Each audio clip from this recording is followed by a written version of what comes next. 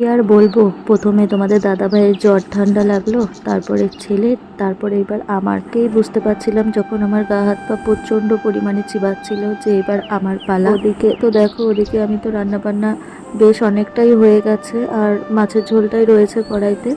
তো বসিয়ে রেখে আমি ঘরে এসেছি, মানে দাঁড়িয়ে আর থাকতে পারছি না যে ঘরে এসে একটু শোবো আর কি।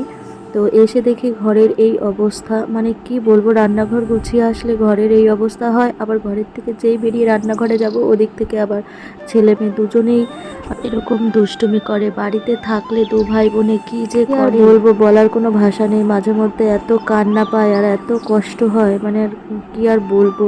তো বাচ্চা মানুষ, ও তো খেলবে, এরকম করবেই, কিন্তু আমার তো আর ভালো লাগে না। এইগুলো গোছাতে গোছাতেই আমার সারাটা দিন কেটে যায়। আর আমার একটু বাদেই না খুব পরিমাণে জ্বর এসে গেছিলো, আমি একটু শুয়েছিলাম। তো দেখো মেয়ে কি সুন্দর করে ফল কেটে এনেছে, আর এইটা না যেটা কাপে দেখছো জুসটা, এটা হচ্ছে মালটা ফলের জুস। তোমরা বিশ্বাস করবে না, আমি শুয়েছিলাম, মেয়ে আমাকে উঠিয়ে বলছে, মা তোমার জন্য দেখো জুস আর ফল কেটে এনেছি, তুমি খেয়ে নাও।